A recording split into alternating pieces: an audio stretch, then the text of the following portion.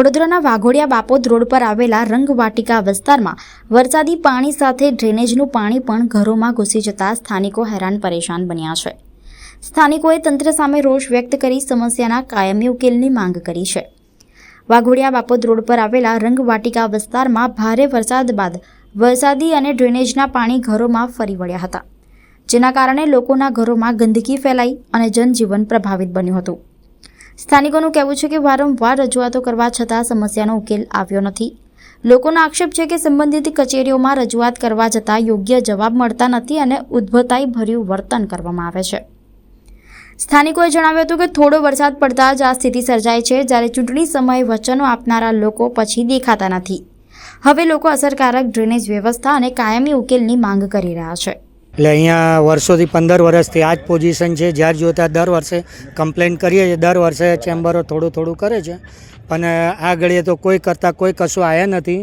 જ્યારે પણ આવ્યા છે અઠવાડિયા પહેલાં વરસાદ નહોતો ત્યારે તો ચેમ્બરનું ઢાંકણું ખોલે, જોઈને જતા રહે, પછી આગળ આપણે કહેવા જઈએ તો પ્રયાગરાજને એ બાજુ જતા રહે ને પછી ત્યાંથી સીધા ઓફિસે જતા રહે ને પછી કહે કે અમે કરી દીધું।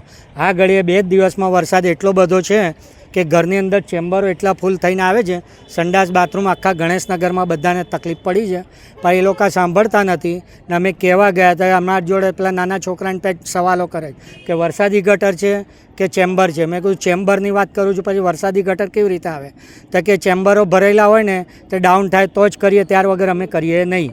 હું તમે કહું તમારે કોઈ પણ હાલતે કરી આલવું પડશે, તો કે નહીં કરીએ ને અમે બેઠા અમે જોઈએ આટલી કમ્પ્લેન લાવીએ છીએ તો કે તઈ કમ્પ્લેન લગાવો, તઈ કમ્પ્લેન લગાવો, ઘડે કમ્પ્લેનો લખાવવા માટે અમને મજબૂર કરે ને પછી આ જવાબ આલે છે ને એ પોતે મોબાઈલમાં ગેમો રમ્યા કરે છે ને ઘરમાં એક ગટરો બધી ભરાઈ ગયેલી છે, ચેમ્બરે ઉલટું ઉભરાયા કરે છે, ઘરની અંદર પાણી આવે છે।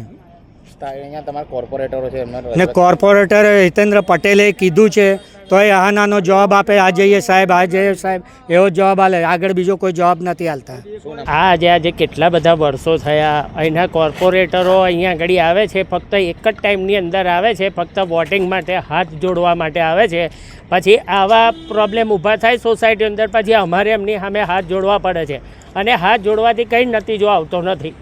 ગમે તે કોર્પોરેટર હોય આવે એક વખત અમને વોટ આપો, અમે આ રસ્તા ઠીક કરાવીશું, અમે ગટરો સાફ કરાવીશું, કશું થતું નથી, ખાલી બોલ્યા બખાણ જ છે, બાકી કશું થતું નથી।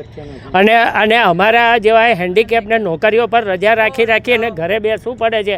અમારા રોજના જાય, રોજ અત્યારે 700-800 રૂપિયા રોજ અમારે નોકરીના મળતા હોય, એ કોણ ભોગવશે?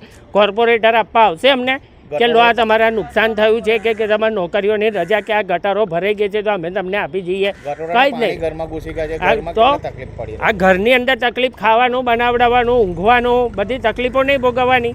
કેટલી બધી તકલીફ એ લોકોને તો એમના એ આરામની અંદર બે જિંદગી જીવે છે અને અમારા જેવાને વોટ આપીને ચૂંટાઈને બી આટલી બધી તકલીફ ભોગવવાની, એવું કોને કીધું? મારું નામ રાજેશભાઈ ચાવડા।